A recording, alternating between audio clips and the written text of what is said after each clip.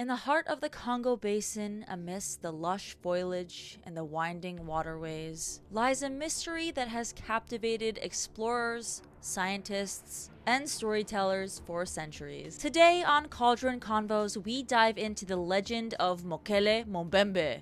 Am I saying that okay? Yeah, that's I don't good. know. It's a creature said to roam the remote corners of Central Africa. A creature that defies scientific explanation and has sparked the imagination of adventurers throughout the ages. But is this creature really a relic from a prehistoric era? Is this creature a guardian of Congo's hidden realms? Or is this creature simply a figment of our imagination? Join us as we venture deep into the heart of darkness, the heart of the Congolese jungle, where truth and legend converge, and the line between reality and myth blurs. Today, we're talking about the Mokele Mbembe. I'm Kayla. I'm Xenu. And we are Cauldron Combos, baby. Hit it! We haven't been on for a while now. Yeah, it's been a minute. It's been a minute. We'd like to thank our sponsor of today's episode, HalloweenCostumes.com, for always providing Xenu with slaying. What? Oh, I'm like, hello, sir? I'm always slaying. I tried to learn how to gleek for the episode so I could spit on Kayla, but I couldn't. And then Dilophosaurus didn't really actually spit venom. That was just a fraud that Jurassic Park wants you to think. This is a deluxe costume. Look at it's this. looking great. Squeeze my head. Yeah, that's good. Wow. Yeah, that's good. It's thick. She's thick. Is it called a bill or is that just a duck bill? Like that's a nose. Like This is a crest. a crest. You're right. And so this is to get the ladies. Oh my, I Yeah, hate baby. that actually. I really hate that. I love how like the bigger the crest, the bigger the Hat. I don't know. The hat. Yeah, do they really have three fingers? Click the link in our bio to get 15% off your entire order at HalloweenCostumes.com, just so you can be vibing out here just like Xenu is. Do you want to show up to a murder mystery party without a detective's costume? That's, yeah. No. Or a dinosaur party without a Dilophosaurus costume. Yeah. It's a sin. I'd be a hit. But anyway, let's get into the video on this cryptid that's not really a cryptid, but kind of a cryptid. It's an interesting one. I would say it's a cryptid. Ever since my childhood, I watched a show on History Channel called Monster Hunters. Mm-hmm. It was very well produced, at least for my opinion as a child in the early 2000s. Nice. However, retrospectively, if you go look up Monster Hunters on YouTube, it's really Yes. it's nothing special. But Yeah. they did an episode on this, and even as a kid, I was like, this is a little out there. Okay, can you believe gorillas were discovered in the 1800s? Like Where my were they? great-great-great-grandparents my great-grandparents had probably never seen a gorilla. Wow. Mokele Mbembe basically is Lingala for one who stops flows of rivers. The Lingala beaver. Lingala is a Bantu language spoken in the northwest of Congo. Mokele Mbembe is said to be an entity that lives in the water, specifically in the Congo River basin. And some believe that it is a living creature, while others actually believe that it is a spirit and not a creature. So there are two different kind of interpretations here. So these creatures are said to walk on four legs. It's an herbivore with smooth skin, a long neck, and a single tooth or horn on, It's interesting. head. A tooth on the head. That's it's definitely a horn. Yeah, a Or- tooth on the head. I wouldn't go with tooth. The interesting thing is, yeah, it kind of looks like a brontosaurus if you want to Yeah. pull up a photo. Brontosauruses, yeah, from like Jurassic Park, Yeah. was actually a decent interpretation. But The herbivores, they're long because they get in the trees, they eat the leaves. you know what they say about long necks? Long scarves, Long scarves. thick scarves. So they resemble the dinosaur, I guess, class. Is that what it is? The sauropods? Yeah, but the interesting thing is if you Google the name of this guy, Mm-hmm. it's not sauropods that come up. It's like Mm. these weird hybrid dinosaurs. Oh. And I think Oh. maybe there's a little bit of AI sprinkled in there. Oh, I love that. There are theorists out here. They're called, I think, New Earth Age or something. These are the ones funding these expeditions to find Mokele Mbembe. Well, that makes sense because they're trying to be the doubting Thomas. Do I think there's a dinosaur actually roaming Africa in the Congolese jungle right now? No, I don't. But I do think it's very interesting and crazy that there are like groups of people that are like funding these trips. Like Joel Osteen, I imagine. Oh, here it is. Young Earth Creationism. a form of creationism which holds as a central tenet that the earth and its life forms were created by supernatural acts of the Abrahamic God between about 6,000 and 10,000 years ago. Its primary adherents are Christians and Jews who believe that God created the earth in 6 literal days. How much fun would it be to go to the Congo with Joel Osteen? Because he's glamping. You know that he has a whole army of people setting up his camp. Oh yeah, because he's gonna have a hot tub. They're using funds. But he's using it to help spread the word of the Lord. That's why there was like over 50 grand in the walls of his church just like hiding. Yeah, I just love all of those mega church pastors. Okay, here's You gotta appreciate a good scam. Why do some young Earth creationists use Mokele Mbembe as proof dinosaurs and humans coexisted? I love creationists. They believe the Flintstones to be an actual documentary of life before the flood. Can you imagine you driving a car going with your feet?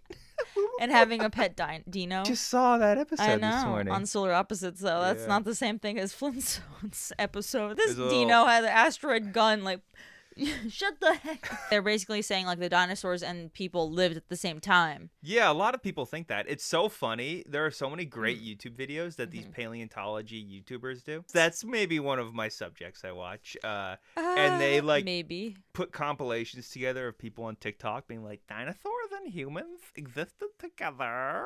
This is why this cryptid is specifically important. So anyway, in the early to mid 20th century, the Mokele Mbembe became popular among cryptozoologists. So popular that cryptozoologists led multiple expeditions to find evidence on the existence of the Mokele Mbembe. Are we cryptozoologists? I don't know. I guess what makes them that and not me. Yeah, I guess I am. I'm a cryptozoologist. We need to make a hat that says I'm a cryptozoologist and sell it. Yo, can we? Yeah, we can do anything. I would love to wear that. Yeah. So it became so popular that cryptozoologists led multiple expeditions to find evidence on the existence of the Mokele Mbembe. And not only were these expeditions funded and led by these cryptozoologists, but also, like we said before, the young Earth creationists that were these like Bible-loving, which that's fine. We love the Bible here.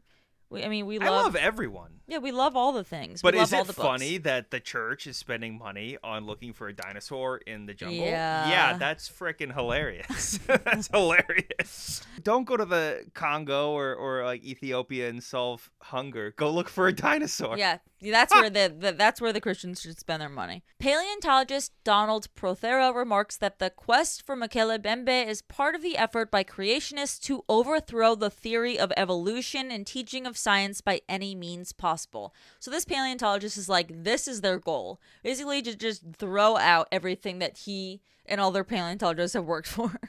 This is like the only scenario of a cryptid where it's like religion versus science. Exactly. Like. He continues by observing that, quote, the only people looking for Mokele Mbembe are creationist ministers, not wildlife biologists. So it's not like there's anyone that's actually a scientist going out there in Africa, like actually still, putting their effort into searching for this dinosaur that's still alive in the jungle. It's only these people that are ministers or whatever from the church that are trying to prove the fact that evolution, blah, blah, blah, blah. You get the point. Honestly, church people are some of the most hardcore people you can ever do. True. When it comes to expeditions, like, think about it. The Shogun show, they're like, churches there. What about the guy that went to the Senegal island? So the beginning of Mokele Mbembe, how did this even start? How did these people, these white men from the United States of America come to Africa and basically be like, there's a dinosaur living amongst you guys? How did this happen? In 1909, Carl Hagenbeck, which, just to give you a little bit of background on him, he provided B.T. Barnum Circus with a supply of lions and other exotic animals from Africa. A very ethical man. Yes. So this guy, Carl Hagenbeck, in 1909, decides to write a book called Beasts and Men. And this is not Beauty and the Beast. This is just Beasts and Men. This is the gay rom-com version. That actually would probably do so well. It would. With Mokele Mbembe in the back. Can you imagine, like, the MAGA people, like, protesting that? Yeah. No, would they be for it, though? Because it's, like, Christian? But it's also bestiality. True. But are liberals for that? Anyway, we're not going to talk about it, especially when you're in this suit. You're getting me feeling a certain type of. That's a joke. My frills. Okay, for anyone watching, this is a joke. This should not be going to use against me in the court of law. Bye. The court of law. I always say that. Is it a law of the court or no? It's the court of law. Can I say that? Cancel these nuts. Okay, so in this book, Beasts and Men, where he talked about his encounters in Africa, he said he never saw the creature himself, but he heard rumors about it, and he wrote about it in this book. And through the years, many people reported other reptilian-like dinosaur creatures in different parts of Africa. So it's not in the Congolese jungles, but, you know, all across the continent of Africa. The south, the east, the west, I just start singing. Oh, the maestro is coming along with the hands. The hand gestures. Love that. Okay, wow. One excerpt in his book says, I received reports of an existence of an immense and wholly unknown animal said to inhabit the interior of Rhodesia. In the depths of the great swamps there dwelt a huge monster, half elephant, half dragon. It seems to me that it can only be some kind of dinosaur, similarly akin to a brontosaurus. And then after this, in this book, Willie Ley wrote a book called Exotic Zoology. This was in 1941, so give it like 30-something years later. And he references a manuscript, though, that came out in 1913, allegedly, whatever. And Ley quoted von Stein as writing, the animal is said to be of brownish-gray color with a smooth skin. Its size is approximately that of an elephant, at least that of a hippopotamus. It is said to have a long and very flexible neck. Sounds like a turd. Oh, wow. Okay, only one tooth, but a very long one. Some say it is a horn. A few spoke about a long muscular tail like that of an alligator. Canoes coming near it are said to be doomed. The animal is said to attack the vessels at once and to kill the crews, but without eating the bodies. The creature is said to live in the caves that have been washed out by the river and the clay of its shores at sharp bends. It is said to climb the shores even at daytime in search of food. Its diet is said to be entirely vegetable. Nice. Yeah, like it has a garden. It's like weeding. It's like... So according to Ley, von Stein worded his report with utmost caution, though, knowing it might be seen as unbelievable. So he's not being like super like this is what's happening. He's being a little cautionary when he's writing this, which okay. Are you saying a Christian is saying something's unbelievable? Oh, monsieur. Sorry, I'm going with the bell thing. Anyway, some other dinosaur-like creatures in Africa are a mele-ntuka, an elephant-sized creature that shares a lot of similarities with the Mokele Mbembe. It is described as having smooth skin, a strong and muscular tail, and a horn or a tooth. So now there are like all of these legends of different dinosaur species living in the jungles of Africa, different countries, different parts, whatever. And this is all alleged. Like, this is, I don't even think it started from any of the people of Africa. This is like solely people that come to different countries, zoologists, scientists, whatever they are, missionaries, who knows. Why colonize the country if you can colonize the animals? Oh, jeez. Okay. So now we get to the 1980s, where several expeditions of varying scientific credibility were undertaken in the 20th century to search for Mokele Mbembe, or interviewed the claimed eyewitnesses. Now, were these questionable scientific credibility, but what was their religious credibility? Well, we'll get into it, okay? In 1980 and again in 1981, there was an explorer named Henry Powell and biologist named Roy Mackle.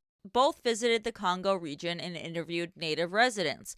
They did not find any direct physical evidence, so no bones, no footprints, whatever. But nonetheless, they argued consistent statements from claimed eyewitnesses tended to support the creature's existence. So all their proof is basically eyewitness reports. People that are locals, people that live there that are saying, oh, we know the legend, yes, we've seen it, whatever it is. The most unreliable type of witness. And Mackle actually published a book in 1987 detailing his expeditions here. He admitted his investigation was, quote, tinged with some romanticism, but also insisted he had serious scientific intent.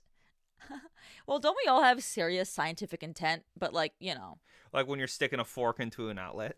Between 1980 and 2000, about 20 expeditions were launched to find Mokele Mbembe, but they all resulted with no luck. No luck there. Makel's training was actually in virology, which kind of didn't really have anything to do with anything. Arguably did not qualify him to search for a large exotic creature, especially a dinosaur. And Makel seemed to uncritically accept eyewitness statements without considering the possibility people might lie or exaggerate for financial gain, for attention, or to impress an American visitor. Makel was dismissive of Africans who, quote, denied knowledge of Mokele Mbembe or who asserted the creature did not exist. So it's like very biased. It's like he's basically taking what he wants to take for his book and being like, you know, dismissing the people that are like, no, we've never heard of it. This does not exist, you know? Like, he's only taking the people that are giving him what he wants to hear, essentially. So then, zoologist Marcelin Agnagna said he took a film of Mokele Mbembe in 1983, but the footage did not develop properly. He's like, I had a video, I swear, it just the film was just not developing. Scottish explorer William Billy Gibbons led 2 expeditions in 1985 and 1992, though Prothero questions his motive as a creationist and describes Gibbons as not following even basic scientific principles. Journalist Rory Nugent's book, Drums Along the Congo on the Trail of Mokele Mbembe, the Last Living Dinosaur, was published in 1993 by Houghton Mifflin. Nugent's book included a photograph he claimed was possibly Mokele Mbembe. Prothero argues was more likely a floating log. All too familiar. Or just a giant piece of shit. 21st Century in 2001, BBC broadcasted the TV series Congo, a collective interview with a group of Biaka pygmies who identified the Mokele Mbembe as a rhinoceros. Rhinoceros? With a group of Biaka pygmies who identified the Mokele Mbembe as a rhinoceros. as a rhino while looking at an illustrated manual of wildlife. Rhinoceros. Why can't I say it whenever Could you I'm reading? imagine a rhinoceros and a giraffe getting it on? Stop. You've got a Mokele Mbembe. Okay. So neither species of African rhinoceros is common in the Congo Basin, and the Mokele Mbembe may be a mixture of mythology and folk memory from a time when rhinoceros... Are you okay? Rhinoceroses? Is that how you say it? Yeah. Rhinoceroses sounds so crazy when you say it over and over. When rhinoceroses were found in the area. In 2016, a travel documentary crew from South Africa made a documentary about searching for Mokele Mbembe, which they later sold to Discovery Africa. The team spent roughly 4 weeks in the Lukuala swamp region visiting various Aka pygmy villages, collecting stories of the creature's existence. They pointed out the difficulty of differentiating between a Mokele Mbembe's metaphysical and physical existence. While they interviewed people who believed in its presence, others stated it died at least a decade ago. In 2018, Lensgreve of Nothenborg, Adam Christoph Nuth, along with a film group from Danish radio and a DNA scientist, traveled to Lake Tele in Congo in search of the Mokele Mbembe. They did not find the cryptid, however, they found a new species of green algae. I'm glad they found something there. Well, it's better than nothing. It is better than nothing. So the cracks in the story. There's no evidence of Mokele Mbembe before the 1900s, which is a little odd, right? Because you think that it would be written, you think that it would be... At least Bigfoot's like OG. Mm-hmm. He's been around for a while. Also, the first account of Mokele Mbembe was in Carl Hagenbeck's book, even though other Westerners before him have explored Africa and never reported on such a creature. Carl could have actually heard the rumors or existence of the Mokele Mbembe from locals, or he could have just made it up entirely, depending on maybe he wanted to make some money off of it, right? Maybe he wanted to sell more books. Can you Google something? Minimum animal population to sustain a healthy population. Like 50-something. Yeah, 50. 50 over 500 rules based on goal of maintaining genetic diversity. Okay. Yeah, so there has to be at least 50 of them. Mm-hmm. Well, if they're real. If they're real. Which chances are they're not, if they're that big. Probably a rhino, honestly. Yeah, I think so. Really, the person that started this whole thing was Carl Hagenbeck, so he could have just lied about it in the first place to sell more books, considering he already was famous for being a zoologist, for selling these animals to P.T. Barnum and Son, whatever, circus. At least maybe that wasn't in Sons at the time. It's before Bailey came around. It was before the Sun. The year after his book came out, he also installed a statue of a dinosaur at a zoo in Germany. So Carl Hagenbeck seems to be kind of, in my opinion, taking this rise of the dinosaur, like the popularity of people being obsessed with dinosaurs, because this is kind of when it all started, and kind of monetizing off of it, right? Like taking it, writing a book about it, He's the making first a statue. clickbaiter. Yeah, he's clickbaiting a dinosaur. Because the dinosaur was becoming popular. There was a dinosaur craze where many museums were mounting fossil reconstructions of dinosaur bones and dinosaur exhibits, kind of for like the first time in like a big wave of it, you know? And because of this dinosaur craze specifically, other writers started writing about dinosaurs living among us, and it even has its own genre. It was called The Lost World. You know, there was even a 1925 movie called The Lost World, and There's one in the early 2000s. Oh, really? Well, it started from the 1910 to whatever, 50s. And many of the books and movies took place in Africa because racist white people saw Africa as a land stuck in the Stone Age. They thought that they were more primitive, they were less evolutionary developed. So that's why all of these, you know, these books all assume that Africa, that's where they are, you know? Well, when you look at it, it has to be an underexplored, dense jungle. Okay, there's a lot of jungles in South America, Australia. Sauropod, right? Yeah, but South America, Australia, no? Yeah, obviously not Montana, but they specifically kind of chose Africa because they all thought that they were very primitive. Okay, so then William Lay's book, we talked about him a little bit before. He was the first one to talk about Mokele Mbembe. The manuscript that he referenced from 1913, the German one, is lost. So there is no one that can actually translate this manuscript, which is what he based off, like, his whole book, his whole findings, whatever. He's like, oh no, I read a manuscript about this dinosaur that lives there.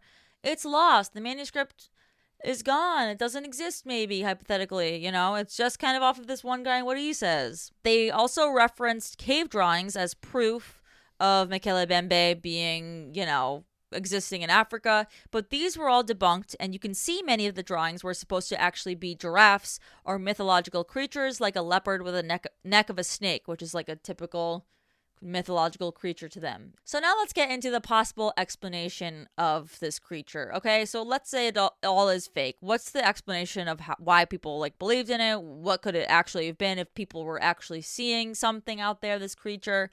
What's going on here? Well, I think it was in a rural enough area where it's possible, and it's corroborated by influential white people. True. So basically, the most agreed upon explanation is that it is a legend based on the black rhinoceros, which was once common to Central Africa at the time.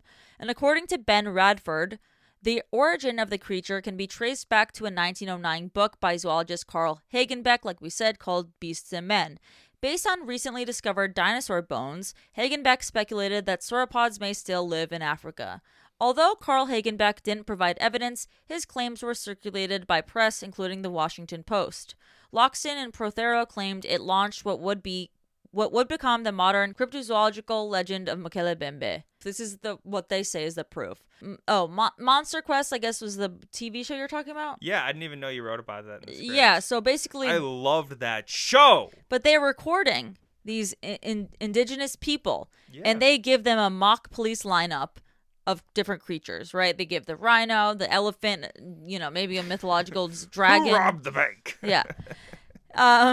And they say that the locals more often chose the dinosaurs as opposed to the elephants and the rhinos as being Mokele Mbembe. So it's like, whoa, proof, you know, whatever. 2009, locals have no contact with the outside world, but they speak about the creature. This is what they say. But here's the opposite. Here's the opposite of the proof, right? Because we have the locals saying that they know the legends of it and they have seen it before, some of them. And, you know, they're kind of backing up these zoologists, scientists, whatever they are, coming to their country and basically being like, have you seen this, right? But when a local was asked why they tell people about Mokele Mbembe, he said, don't you know, it's to bring idiots like you here and to make a lot of money, in his foreign tongue. It's a little hustle. I love it. It is a hustle. Oh, I saw the dinosaur. Shit, I'd do that. And so, yeah, the last thing was the young... the guy from Ancient Aliens comes with the freaking crazy hair. They offer you $100. Damn, I saw that thing suck up my neighbor, and they probed her in the air, 360 no-scoped, right into the ship, and they were gone. Oh man. Another $100, I'll tell you about the other time they got my other neighbor. Another $100. For $200, I'll get them to come take my mother-in-law. Well, it makes sense specifically for the young Earth creationists because they're the ones that want to go back to America with proof that they're gonna prove. I gotta get in one of these groups. Because they're getting their trip paid for. Yeah, by the church. They're living their lavish life, and all they have to do is come with some proof that something. The dinosaurs are out there, and we've lived amongst them. Bribe the guy. You say you saw the dinosaur, and all of a sudden you're gonna be a hero. Yeah, a folk hero, just like you, Dilophosaurus.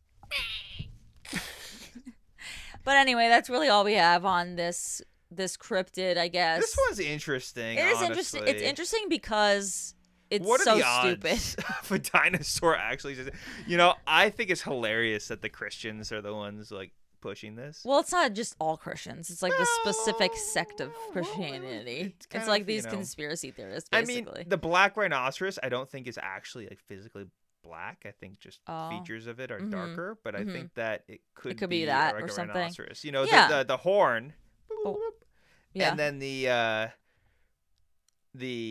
skin. Yeah. Its build. Yeah. I've never seen a skinny rhino. True. Think about a rhino, just clogging up a river. Have you ever seen them poop? Their There's tails a very famous gif of that. Or is that the elephant? No, that's a rhino. Yeah. Look like the fingers. Look. No, stop. No, stop. All right, well, that is it for this week's episode. I hope you guys liked it. If you did, as usual, comment, subscribe, because we post videos every single week. Use our code for HalloweenCostumes.com. It's never too early there's for a link costume. down there. You don't have to get it for Halloween. You can always have a costume whenever you want. Sometimes I just want to Well, it's actually smart to buy it now. It's not gouged. And it's discounted. 50% they have all off, the baby. sizes. Honestly, no, and look, I've got a tail. Look at this. Oh yeah. Oh. Okay, it's like you can barely even see the tail, but I'll lift it for you if you want to. Lift it. Okay, and we're gonna end this on this.